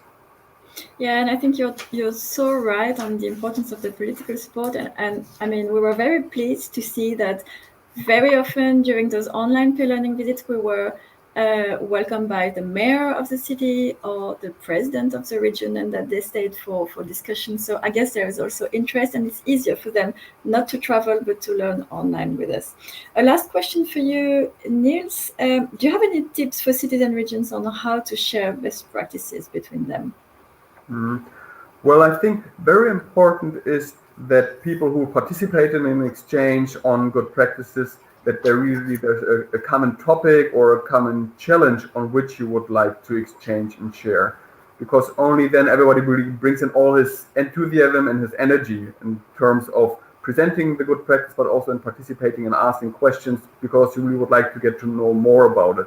So it's really have a common topic, a common challenge on which you like to exchange on. And also, I think this was also very interesting to see, it's not that one city or one person is presenting his good practice case and that's it. I think it's important that everybody is sharing his good experience or it's interesting experiences what they have related to this common interest. So everybody can bring in something interesting, and this really has to be fostered and to trigger. So it's not the one city presenting and the rest are just listening. Everybody can share something interesting, and this really is important also to do in a best practice exchange. And also my experience is a good practice exchange really needs a good preparation. And I think it was really well done by the team of Cultural Heritage in Action, which means you really need to clarify what are the participants interested in. So what do they really would like to know about? And so in this way, tell this then the organizing city so that they really can prepare this information, that they can get different stakeholders also presenting from their perspective how the good practice works. So I think this is also very important, a good preparation so really the participants get the information what they're interested in. And also, I mean, because of the pandemic times, we had to do, unfortunately, just online sessions for the peer learning visits, but also, at least I figured out that also the online exchange has certain advantages. So I think what I learned here for a good practice exchange, definitely use the online and offline tools. So they really can complement each other well. So use the offline meetings really for an interactive part, but when it's whether just about to share some information, presentations, this really can be done beforehand, like a week before in an online session, so that you really have then more time when you physically meet to really exchange on visiting places, on talking to different stakeholders. So these would be my main tips on how to best share practices. Thanks a lot, Niels. Thank you, Marie-Pierre, Jean-Sébastien, and Niels again. And I think that now I hope that we managed to motivate all participants to respond to our call for good practices and to respond to our call to host peer learning visits. And I will now give the floor to my colleagues Cécile and Irene. They will tell you more about next steps for the project and future opportunities.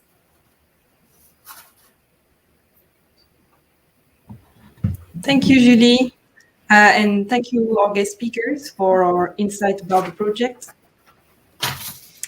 Now we would like to introduce something we have been working on during the summer. It's a new publication that gathers content from the first phase of Cultural Heritage in Action that Julie has been presenting before, mainly the 32 case studies from our catalogue of good practices and the 10 online peer learning visits that were hosted in 2021. But there is a twist because the publication is interactive and only accessible online. So we are very proud and happy to present to you cultural heritage in cities and regions, challenges and trends throughout Europe.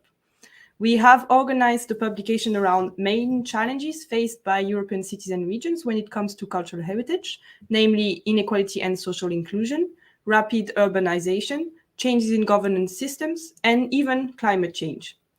Cultural heritage, as has been mentioned by our speakers so far, is key to solving these challenges as it encourages experimentations, stimulates participation and responsibility, and rewards collaboration among different sectors.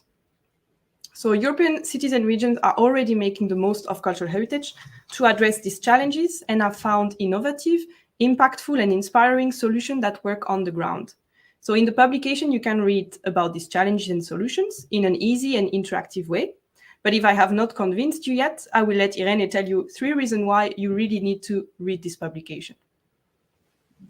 Indeed, we have prepared 3 main reasons why you should read this web publication, which is interactive. The first one is because of adaptation. We have included 20 case studies that refer to the 3 different challenges that Cécile just mentioned. Secondly, it's because of a question of comprehension. In the publication, we have included the future trends when it comes to climate change, digitalization, and dissonant heritage. Therefore, it's a way for cities and regions to understand the problems that are upcoming and how to develop them at local level. And thirdly, it's a question of adaptation, because we have included from each of the case studies in the web publication, top tips from the projects in which you can refer to and develop in your own cities. And also we have developed a series of 10 steps towards sustainable development at local level that you can introduce and implement in your own cities and regions. And now, before letting you dive deep into our web publication, we would like to show you how easy navigable it is with this video. After introducing you to the fantastic content we have produced for you to learn about cultural heritage in cities and regions, we'd like to show you how to navigate our brand new publication. This is a starter page, which includes at the top a bar where you can easily access its different parts. By accessing our map, you can find our different good practices divided by colors in reference to the challenge they belong to. If I go to the first challenge, inequality and social exclusion, I can read all about it by also clicking in this arrow and learn about the solutions developed in different European cities and regions when it comes to that issue. For example, in the city of Budapest. Budapest 100 is one of the good practices that is included in our catalogue, and it refers to a 2-day festival that happens in the city to celebrate its built heritage. I can scroll down to read more about it, and I can also take a look to the how and the management of the project. We have also included some top tips that are relevant for all European cities and regions across Europe. Here, in more info, you can check the actual good practice that is included in our catalogue, the report from a peer learning visit, and a short documentary we have produced for it. And talking about audiovisual material, you can also have a look at the video from Budapest 100 or even listen to a podcast while you're cooking. This web publication is easily navigable, and we hope you find it as inspiring as we do to learn about the challenges and possible solutions when it comes to cultural heritage in cities and regions throughout Europe. Thank you so much for your attention.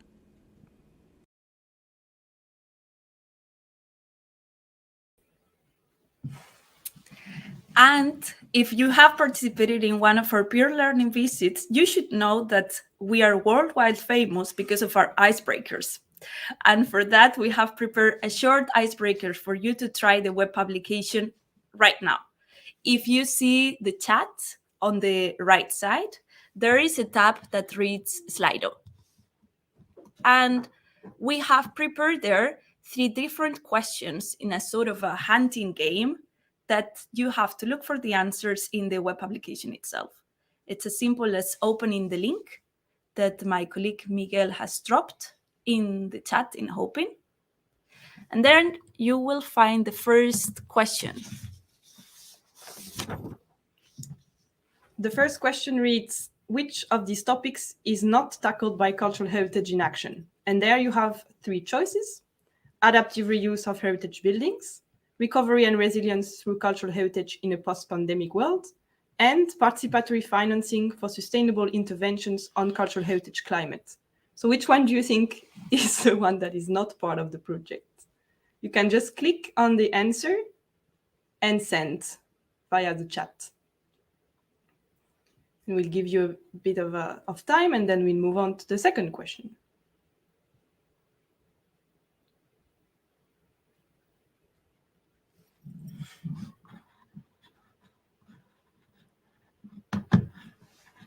Nice. I'm already seeing the answers in the screen. So 57% of participants think that recovery and resilience through cultural heritage in a post-pandemic world, that is a tongue twister, is the correct answer. Weird, because it's actually recovery and resilience through cultural heritage in a post-pandemic world is actually a topic of Cultural Heritage in Action. But you might not know that because we have not presented it yet. Indeed. So let's move on maybe to the second question.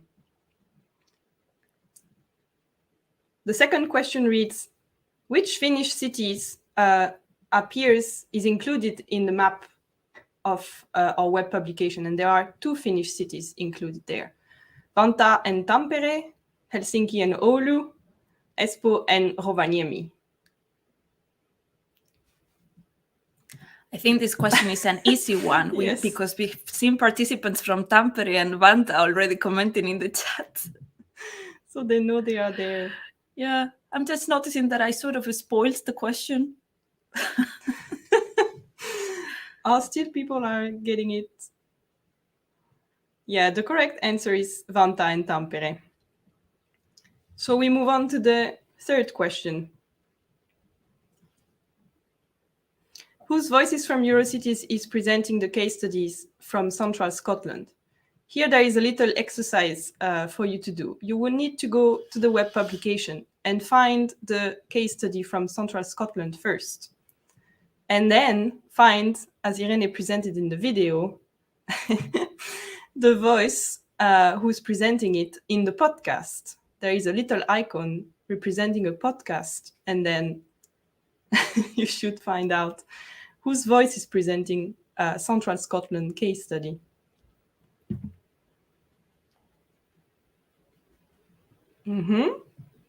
We see I see Anthony. It's hopefully running this one, unless our voice is really sharpened up.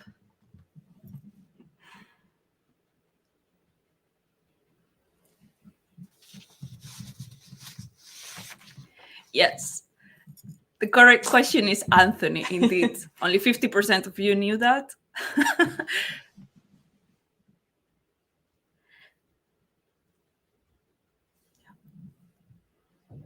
Thank you so much for your answers. And now, Cecile, the floor is yours. Yes, can we have the slides back? Thank you. So yeah, a bit of a spoiler before. I hope you had fun, even though with the little Slido quiz we have prepared, and that it made you want to discover even more the content of this web publication that we have produced together. And now I wanted to give you a bit of an insight into the future, what to expect next year, as we have an array of new opportunities coming up for cities and regions in Europe. But first of all, I wanted to tell you a bit more about the new themes that we will be working on as part of the project.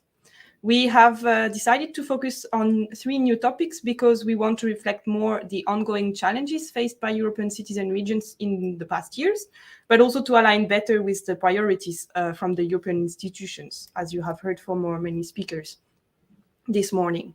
So the first topic we will focus on is recovery and resilience through cultural heritage in a post-pandemic world, and that was one of the proposals from the first question of the Slido quiz.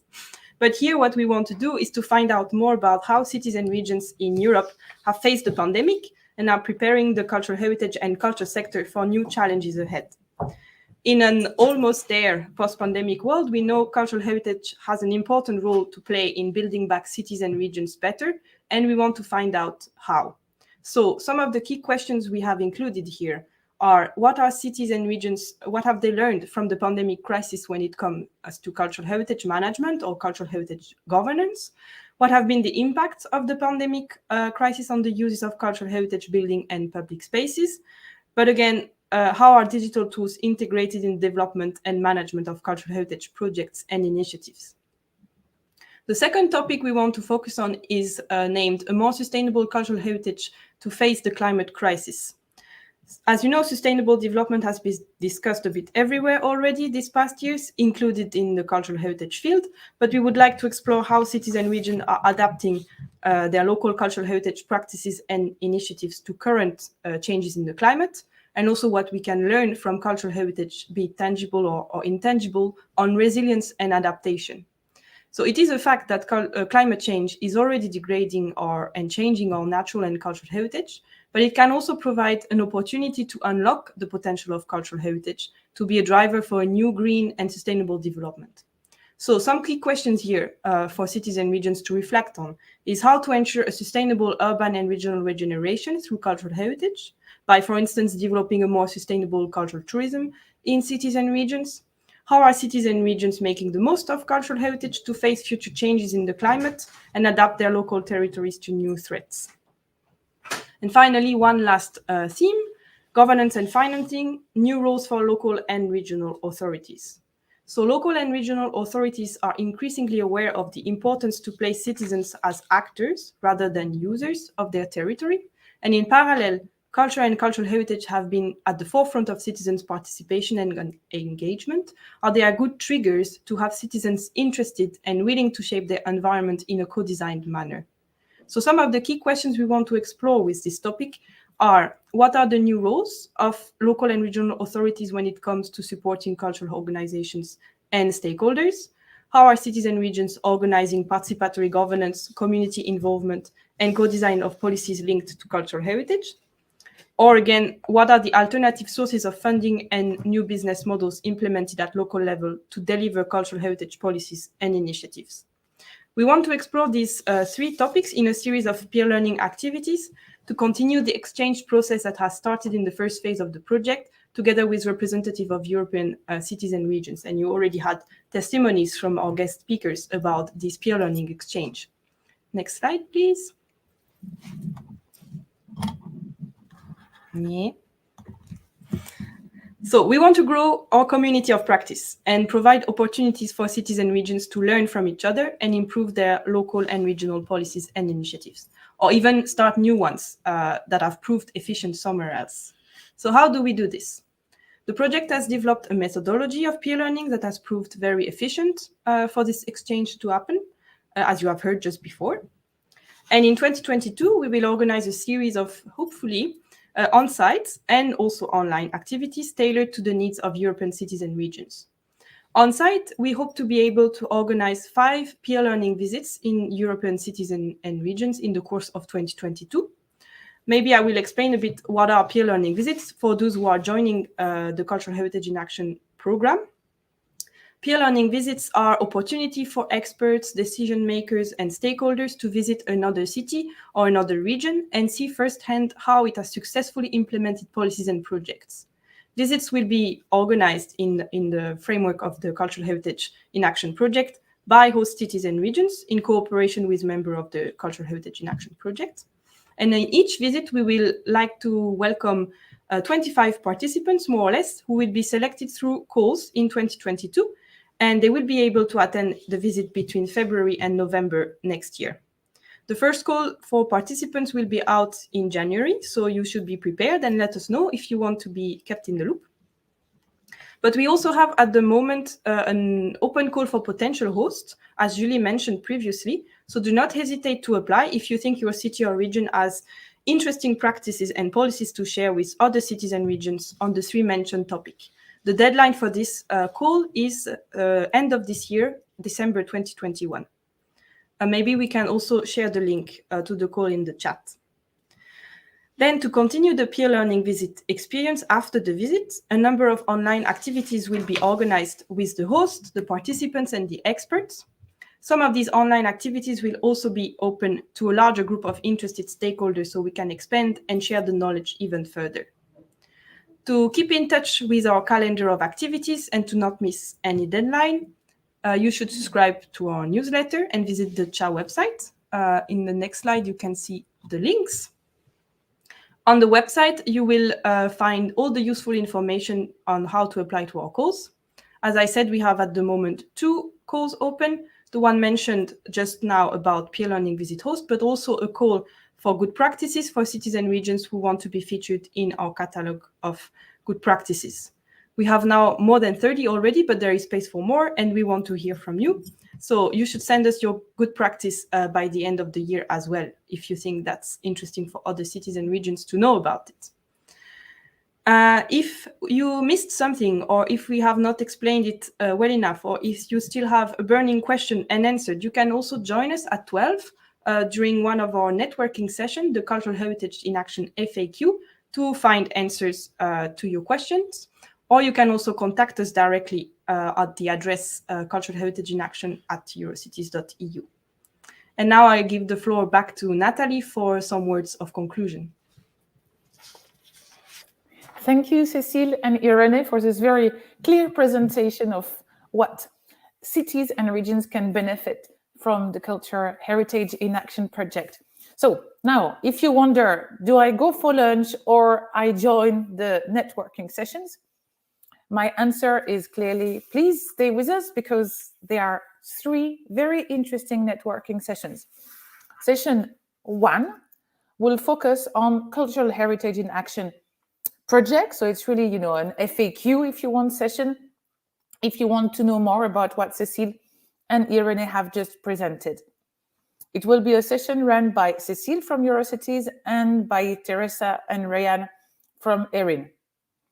Then there's a second session, which is here from Cultural Heritage in Action Cities and Regions. And here you will have the possibility to discuss more of the peer learning stories together with Marie-Claire from Rotterdam, with Jean-Sébastien from Namur, and with Niels Scheffler, our urban expert. This session is run by Irene from Eurocities and Pierre from ACE.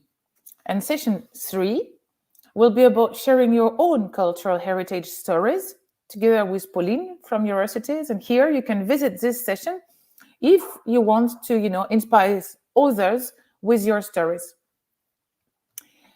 That will last only 30 minutes, so you can still have lunch after the sessions. And once, you've had lunch, or even during, it's really as you prefer and how you prefer to organize your time, we will organize a digital expo. So both for the networking sessions and for the digital expo, you can find them on the left-hand side of Hopin, and you will click on them to access the different networking sessions and then the different parts of the expo. So what is the Digital Expo about? It's about finding more about the Cultural Heritage in Action project, the results, the outputs. It's also to read and listen and watch some of the results from the peer learning exchanges. And it's open the entire afternoon until 4. So when you have a break, when you have a moment, you can, go back at your own pace and find the booth, the exhibition booth that is interesting for you. So there are 4 different booths. One is entitled Cultural Heritage in Action, ready for the Oscars. So here it's about the playlist, the video playlist of the Cultural Heritage in Action project. There are 39 videos, so really a lot to, look at if you want to, get inspired from other cities and other regions. The second booth is actually about the interactive publication that Irene and Cécile presented earlier. You can read it, watch it, and listen it at your own rhythm. The third booth is about the catalogue of case studies that we've already mentioned several times during the event. Again, you can scroll, look at it, dive, into some of the practices. And the fourth and last digital exhibition booth is about the thematic analysis, cultural heritage, a powerful catalyst for cities and region that Julie has already mentioned earlier. So this is for you to dive into the project, understand better the results. The entire afternoon is open for the Digital Expo. We're running slightly behind time, so I will not, prolong my conclusion, but I would like to say thank you to all speakers, to all participants. Thank you to the entire team at Eurocities that has made this event possible. So especially Cécile, Julie, Irene, Miguel, and Pauline, a huge well done, because we all know how difficult those online events are to organize. So big thank you for all the efforts and all the preparation. So a huge thank you to all, and take care, enjoy the networking session, and enjoy the Digital Expo. Thank you.